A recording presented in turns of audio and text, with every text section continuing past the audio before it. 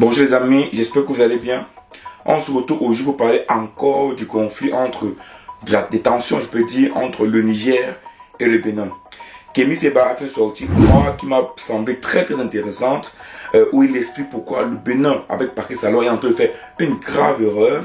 Mais ce qui est davantage intéressant dans sa sortie, c'est qu'il essaye d'être l'intermédiaire ou de faire l'intermédiation entre le Niger et le Bénin pour essayer de trouver un accord ou un terrain d'entente.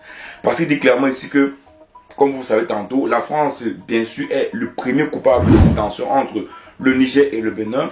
Mais pour lui, les intérêts du Bénin et du Niger doivent prévaloir.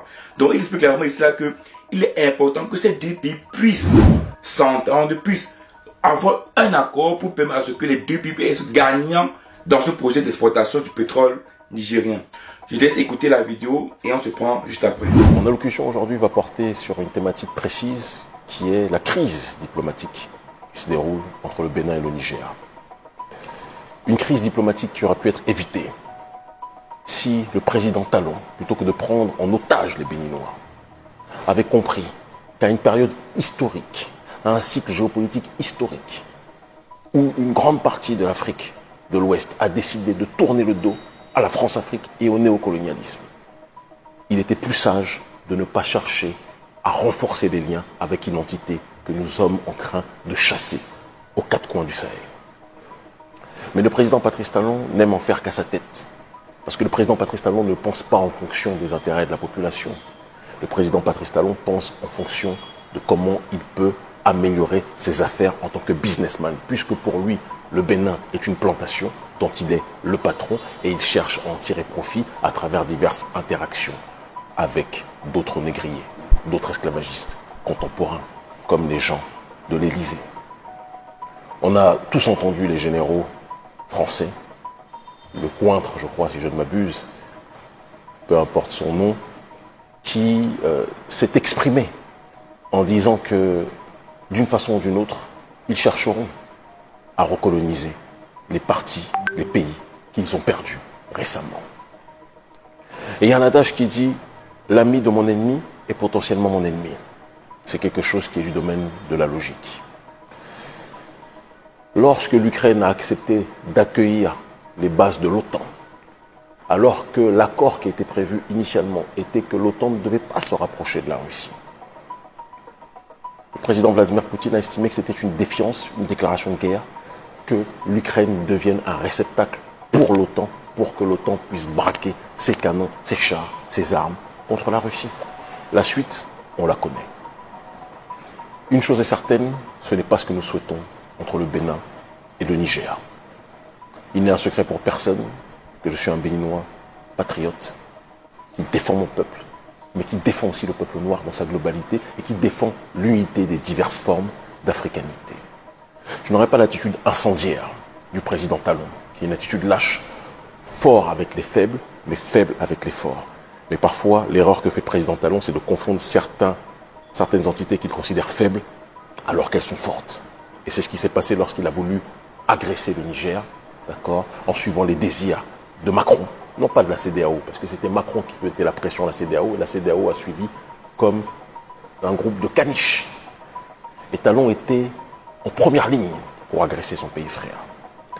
Et lorsque son pays frère a tenu, qu'est-ce qui s'est passé? Patrice Talon s'est rendu compte qu'il avait parlé trop vite, qu'il avait jugé le pays voisin trop rapidement, il l'avait vu avec mépris, et c'était une erreur qu'on ne pouvait pas commettre à ce stade.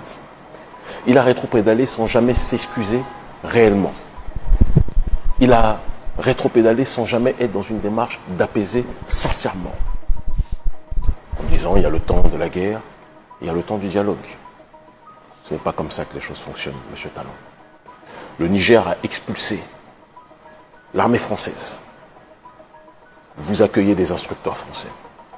Moi, je ne parle pas, et je le dis très clairement, de base militaire française. Je parle de ce que les militaires français eux-mêmes, sur leur propre radio coloniale, ont reconnu avant d'essayer de trouver des superfuges pour reculer, en disant qu'il y a des instructeurs français.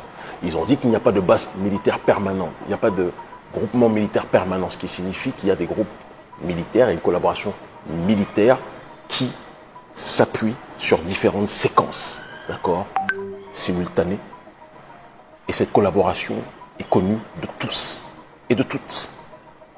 Et lorsque l'on met en relation, souvenez-vous de l'opération Persil, d'accord, lorsque la France-Afrique a voulu, à travers des zones voisines, déstabiliser la Guinée, de Sékou Touré.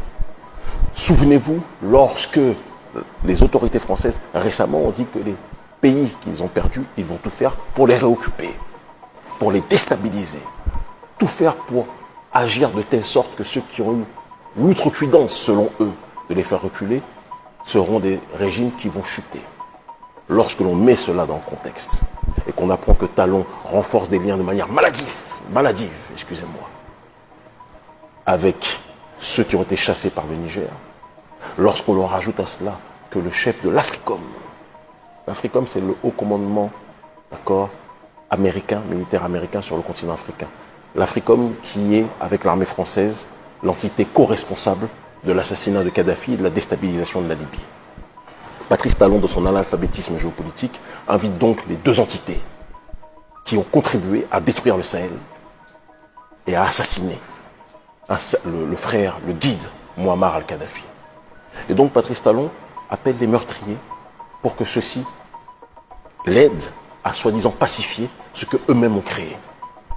Et il pense que les autres pays autour de lui partagent sa débilité politique. Je dis bien sa débilité politique, ce n'est pas une insulte, c'est un constat. Et il faut que quelqu'un vous le dise. C'est une erreur fondamentale, monumentale d'agir comme ça. Et si votre entourage n'a pas le courage de le dire, on doit vous le dire, Président Talon. Vous mettez en danger les Béninois. Mais dire cela ne signifie pas que nous pensons et que nous souhaitons que les tensions puissent être maintenues entre les deux nations.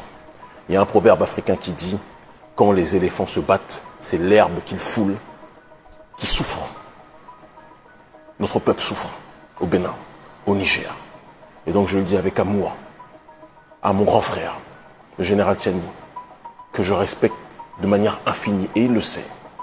Et j'aurai l'occasion de lui dire prochainement, lors de mon prochain déplacement, que les Béninois aiment le Niger, que les Béninois ont foi en une fraternité avec le Niger, mais que le général Tiani comprenne que cette situation est une situation qui va faire perdre beaucoup aux deux pays. Trouvons des solutions pour faire la paix. S'il le faut, je me porterai en intermédiaire.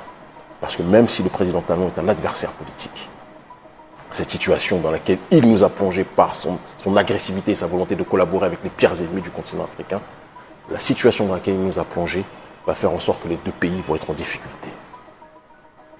Nous tendons la main. Des Béninois, citoyens, patriotes, tendent la main pour demander au général Tiani de faire en sorte qu'on puisse rétablir le lien. Ceci est possible. Nous réussirons ensemble pour l'Afrique unie. D'après vous, est-ce que Kémy Séba a raison? Est-ce que le Bénin est en train de faire une erreur très grave? Est-ce également les peuples du Niger et du Bénin ne doivent pas perdre gros à l'intérieur? Laissez-moi en commentaire votre avis sur cette tension entre le Bénin et le Niger et on se voit rapidement pour une prochaine vidéo. Ciao!